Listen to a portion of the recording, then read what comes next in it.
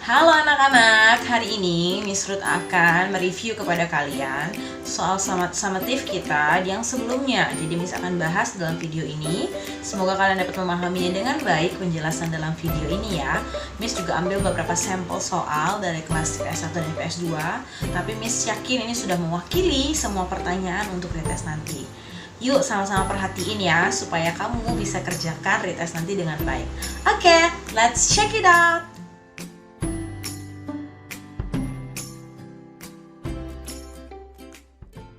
Kita akan mulai dari soal yang pertama ya, soal nomor 1. Mari kita lihat sama-sama soal yang pertama. Oke, diketahui ada data bulan Juni sampai dengan Oktober 2014.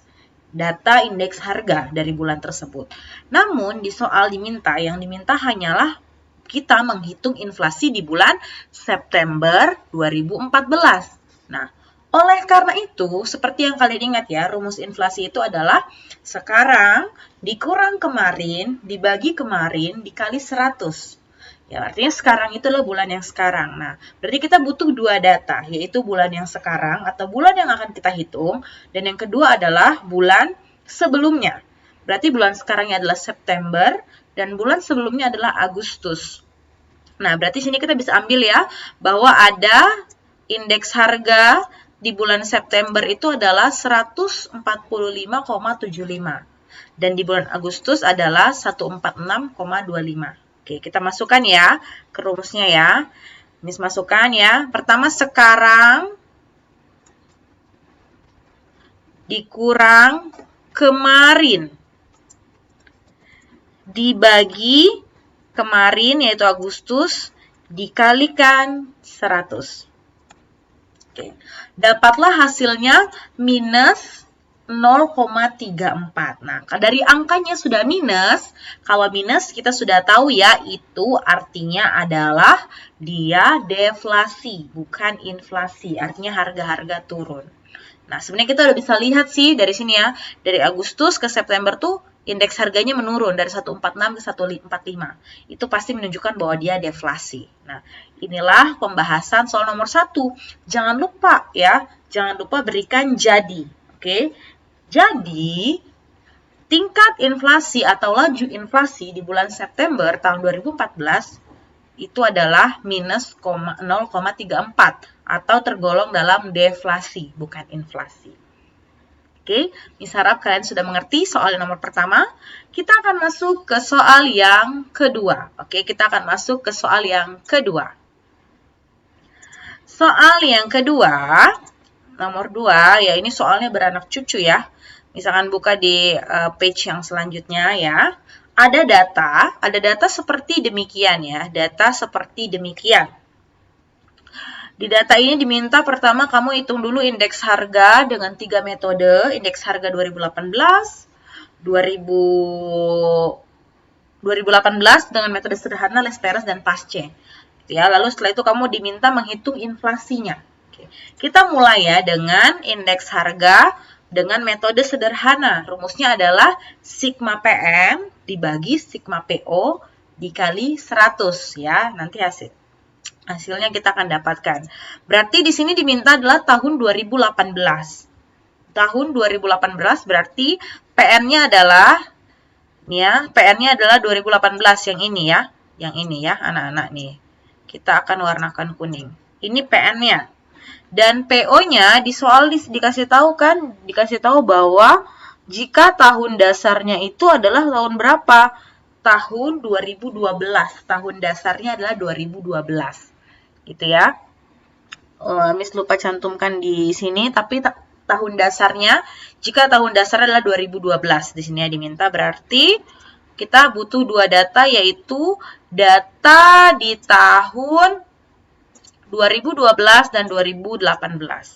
Oke. Sigma PN, berarti ini kita jumlahkan dulu ya PN-nya ya. Artinya 2018 kita jumlah, baru 2012 kita jumlah. Oke. Miss langsung aja deh hitungnya di sininya ya. Oke.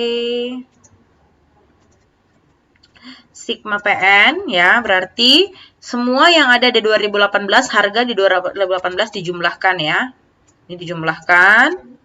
Lalu sigma PO berarti semua harga yang ada di 2012 dijumlahkan. Oke, dijumlahkan. Nah, dapatlah segini ya. Lalu kita masukkan ke rumusnya. Rumusnya adalah apa? Sigma PN dibagi sigma PO. Ya, dikali 100. Sorry. Dikali 100. Nah, dapatlah indeks harga 2018 dengan metode sederhana, dapatlah segini ya hasilnya ya nak ya. Kita sudah dapat hasilnya. Oke, kita sudah dapat hasilnya. Kita bisa lanjut ke nomor yang ketiga. Diminta dengan metode Las-Peyres. Kalau Las-Peyres berarti kita butuh, ingat ya, rumus Las-Peyres itu adalah sigma dalam kurung PN dikali QO per sigma PO dikali QO. Berarti data yang kita butuhkan adalah PO, PN, dan QO. Oke. Ingat ya, O-nya itu adalah tahun dasarnya itu adalah tahun 2012 dan N-nya adalah tahun 2018. Berarti kita akan pakai ini ya, PN, PO-nya yang ini ya. Kita masukkan di sini ya. Ini adalah PO. 2012 itu adalah PO ya. Lalu kita akan ambil yang ini 2018 ya. Ini adalah PN. Ini adalah PN ya, PN. Oke, Miss besarkan ini. Siap. Lalu yang terakhir adalah kita butuh QO. Berarti Q 2012. Berarti ini anak ya. Nih. Oke, kita copy ke sini. Dikopikan. Oke. Berarti ini adalah QO. Nah. Oke, Miss perbesar dulu. Lalu, nah, kita ingat ya, dikali satu-satu dulu baru di sigma. Artinya kamu kali baru dijumlah. Jangan dijumlah dulu baru dikali. Oke? Nah, sekarang ya, berarti kita kalikan satu-satu ya. PN kali QO, berarti PN dikali QO. Nah, semuanya dari atas sampai bawah, dari minyak tanah sampai beras ya. Oke, lalu PO dikali QO. PO dikali QO. Oke. Nah, sama, dikali dari atas sampai di bawah. Ya. Baru hasilnya ini di sigma ya, dijumlahkan. Dijumlahkan. PN kali QO dijumlahkan. Baru PO kali QO juga dijumlahkan. Ya, dijumlahkan. Kita harus jumlahkan dulu. Oke, baru setelah itu kita masukkanlah ke rumus ya.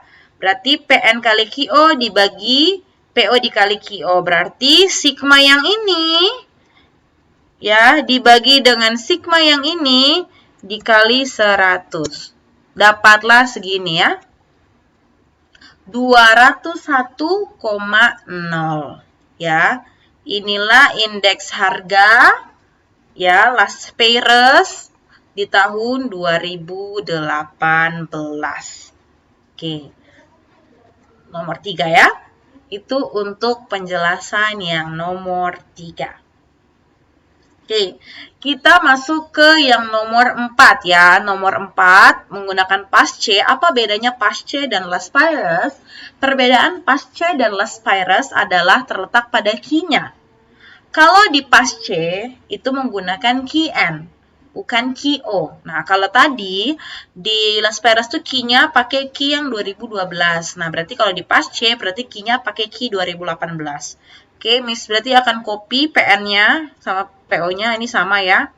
Nah, kita Q-nya berarti pakai yang 2018 ya, pakai yang ini. Kita pakai yang ini ya datanya ya. Oke, kita lanjutin ya. Oke, Miss copy dulu ini judulnya. Judulnya berarti ini pakai QN. QN-nya adalah 2018. Oke, berarti kita pakai Q yang ini ya, yang 20. Miss copy ke sini. Oke. Sama kayak tadi Las-Peyres, dikalikan dulu satu-satu. PN dikali QN. QN satu-satu ya dari atas sampai bawah. Baru yang kedua adalah PO dikali QN. Nah, baru sama dari atas sampai bawah juga ya. Dari atas sampai bawah. Baru di sigma dijumlahin. PN QN dijumlah. PO QO juga dijumlah. Oke. Kita jumlah ya. Kita jumlah. Setelah kita jumlah, baru kita masukkan ke rumus indeks harga. Rumus indeks harga berarti PN kali QN dibagi PO kali QN, baru dikalikan dengan 100. Nih, dapatlah ya hasilnya ini ya. 174,42 indeks harganya. Menggunakan Paasche method. Nah, the last one, kamu diminta hitung inflasi. Inflasi di 2018. Kalau kamu ingat, rumus inflasi itulah sekarang dikurang kemarin. Berarti harus ada dua data, yaitu indeks harga sekarang dan indeks harga kemarin. Nah, berarti kalau diminta hitung inflasi 2018, artinya sekarangnya adalah 2018 dan kemarinnya adalah 2017. Dengan metode Last Virus indeks harganya. Nah, di sini kita baru punya data ini anak. Kita baru punya data indeks harga Last Virus di 2018. Nih ya, Miss tandain ya. Nah, kita baru punya indeks harga Last Virus di 2018. Sedangkan kalau kita mau hitung inflasi, kita harus punya dua data. Ya, 2018 dan 2017. Nah, berarti kita harus hitung dulu yang 2017 punya. Berarti kita hitung lagi ya. Miss copy dari sini semuanya. Miss copy. Hanya kita akan mencari datanya, mengganti kita datanya ya. Artinya PN-nya kita ganti dengan 2017 nih ya. PN-nya kita ganti dengan 2017 ya. Berarti ini PN-nya sekarang 2017. Nah, didapatlah indeks harga Last Virus 2017-nya adalah 227. Mari sekarang kita masukkan. Indeks harga 2017 adalah 227,78 dan indeks harga 2018 di sini adalah 201,00 ya. Baru masukkanlah ke rumus inflasi ya. Semua sudah tahu ya, rumus inflasi adalah sekarang 2018 dikurang kemarin ya, dibagi kemarin. Ya, dibagi kemarin 2017 baru dikalikan dengan 100. Dapatlah minus 11. Nah, kalau ini hasilnya minus 11, berarti dia tergolong ke dalam deflasi. Begitulah perhitungannya. Panjang kali lebar kali tinggi. Oke, tapi Miss yakin kalian pasti ngerti dan kalian masih bisa ya. Oh, as I've taught you ya. Seperti yang Miss udah bilang, jangan lupa tulis jadi. Tadi ya, jadi. Jadi, ya, pada tahun 2018 berdasarkan perhitungan dengan metode Last Virus, gitu ya, negara ini atau telah terjadi deflasi sebesar minus 11%. Ya, artinya ada penurunan harga. Harga-harganya rata-rata turun, bukan naik sebesar 11%. Oke? Miss harap kalian ngerti. Sekarang kita masuk ke pertanyaan yang analisa. Oke, kita masuk ke pertanyaan nomor 6. Ya, jadi karena ada IPS 1, IPS 2, ya Miss bikin 2 ya, ada pertanyaan A, pertanyaan B. Kita masuk ke pertanyaan 6A. Oke, di pertanyaan 6A ini, anak-anak, kamu bisa lihat di situ bahwa Kayla itu menabung. Tabungannya itu 6% bunganya per tahun. Ya, walaupun ada juga nanti biaya admin. Artinya bunganya 6% itu nggak totally dia dapat 6%. Ya, artinya akan ada yang dikurangi untuk biaya admin. Nah, dan diketahui bahwa ada inflasi tahunan tuh 6,4%. Kamu bayangkan dia dapat bunga 6%, tapi inflasi 6,4%. Artinya inflasi ini lebih tinggi daripada bunga yang akan didapatin Kayla. Artinya Kayla ini pasti akan rugi ketika inflasi terjadi. Kenapa? Karena bunga tabungannya 6%, inflasi 6,4%. Ada selisih 0,4. Nah, Kayla ini akan mengalami kerugian 0,4%. Karena uang yang dia tabung gitu ya, bunganya lebih rendah daripada tingkat inflasi. Ya, jadi Kayla akan mengalami kerugian. Jadi tidak baik sebenarnya untuk Kayla menabung. Akan lebih baik jika Kayla mencari tempat investasi yang lain, bukan tabungan. Gitu ya. Lanjut. 6B ini untuk pertanyaan kelas yang sebelah ya. Berarti di sini ketahui bahwa Pak Budi itu adalah pensiun, seorang yang pensiun. Jadi setiap bulannya dia dapat 15% dari gaji. Misalnya dulu gaji dia 10 juta, berarti ketika pensiun dia itu akan dapat gaji 1.500.000. Gitu ya pemahamannya ya. Nah, dan itu akan konsisten 1.500.000 ia dapetin terusan. Nah, bayangin berarti dari tahun 2010 sampai tahun 2020 konstan 1.500.000. Apa sih dampak inflasi buat si Pak Budi? Pastinya si Pak Budi ini bakal rugi atau bakal kesulitan. Kenapa? Karena income-nya dia itu konsisten tetap segitu-gitu aja, tapi harga-harga itu cenderung naik. Ya, Artinya, si Pak Budi ini bakal kesulitan mencukupi kebutuhan hidupnya. Karena pendapatan dia itu nggak bertambah, tapi harga-harga cenderung akan naik. Gitu ya, karena dia pendapatannya tetap atau konsisten. Oke, Miss lanjutkan ke pertanyaan nomor 7. Ya, Mr. Metcalf itu seorang pengusaha. Penghasilan tiap bulannya didapat dari omset perusahaan. Nah, apa sih dampak inflasi buat dia ya? Kita tahu ya anak-anak bahwa perusahaan itu menjual berdasarkan harga pasar. Ketika inflasi terjadi, pasti harga pasar juga cenderung naik. Kalau harga pasar cenderung naik, otomatis gitu ya, penjualan perusahaan juga akan naik dong karena dia ngikutin harga pasar. Berarti ketika inflasi terjadi, Mr. Metcalf tidak terlalu dirugikan atau masih bisa survive. Kenapa? Karena kan omset perusahaannya juga ikut naik seiring dengan harga-harga barang yang juga naik. Gitu ya, itu logikanya. Lanjut, pertanyaan selanjutnya. Ya, di sini ada Stephen. Di sini Stephen itu sebagai orang yang meminjamkan uang kepada Kevin. Artinya Stephen sebagai kreditur dan Kevin sebagai debitur. Artinya, Stephen dipinjemin uang misalnya sekarang tahun 2021 gitu ya untuk Kevin. Kevin itu mau untuk biaya persalinan istrinya. Di sini dibilang di 2017 gitu ya. Nah, Kevin berjanji akan balikin 6 bulan kemudian. 6 bulan dari awal tahun itu. Di sini ditanya dampaknya bagi Stephen maupun Kevin ya. Bagi Stephen jelas ya kalau dia tidak memberikan bunga kepada Kevin artinya dia akan sedikit dalam tanda kutip dirugikan. Gitu ya. Kenapa?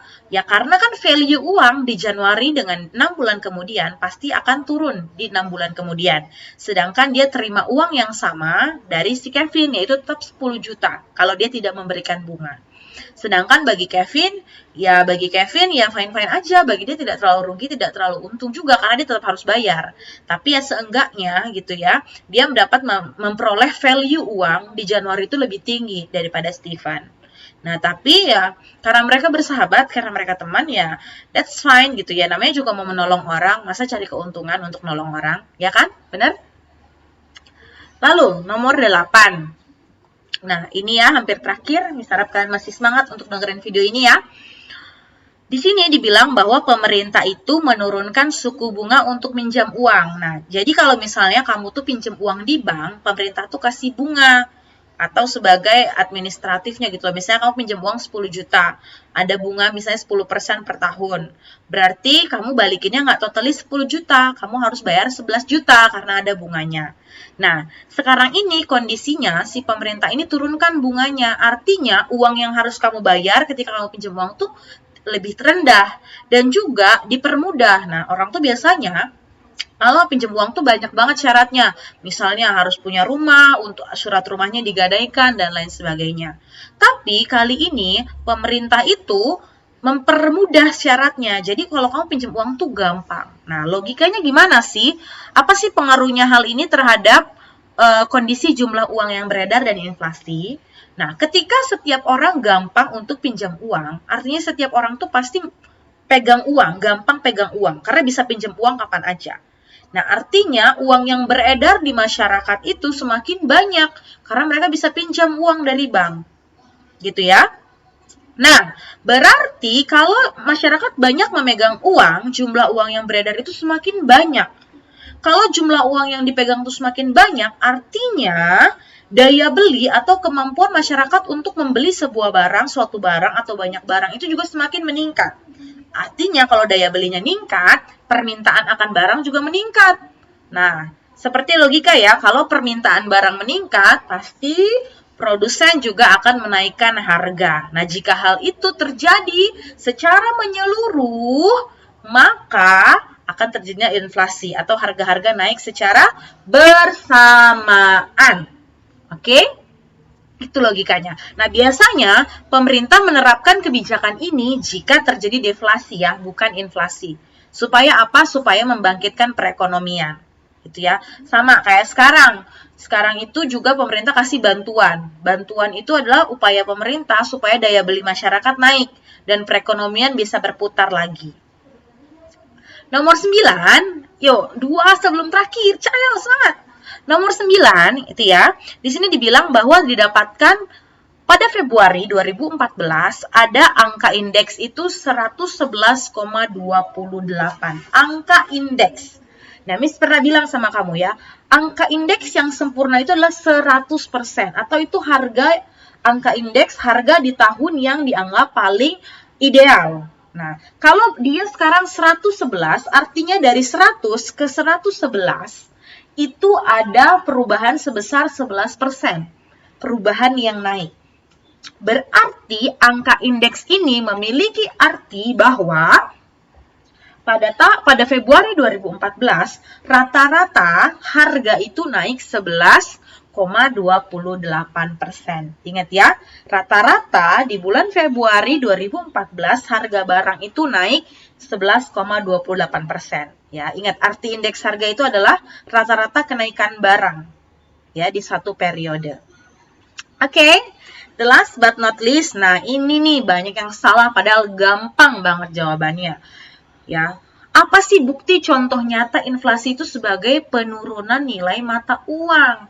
Kalau kamu ingat, Miss tuh pernah dulu kasih contoh Indomie. Nah, Indomie itu di tahun 2010, satu bungkus tuh harganya cuma 1.350. Di 2010, nah sekarang di tahun 2020, satu Indomie tuh harganya 2.700. Artinya, it's mean gitu ya. Dulu dengan uang 2.700 di tahun 2010, kamu bisa beli 2 Indomie.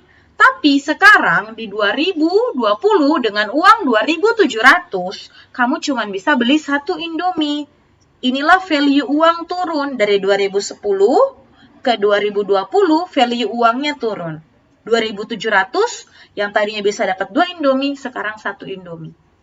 Ya, nilai uang itu adalah kemampuan uang untuk membeli atau untuk dibelanjakan dengan sebuah barang atau jasa. Begitu ya. Oke, that's all penjelasan dari Miss Ruth ya. That's all penjelasan dari Miss Ruth.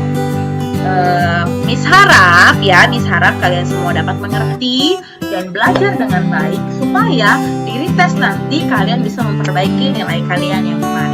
Oke, selamat belajar, selamat memahami. God bless you. Dadah.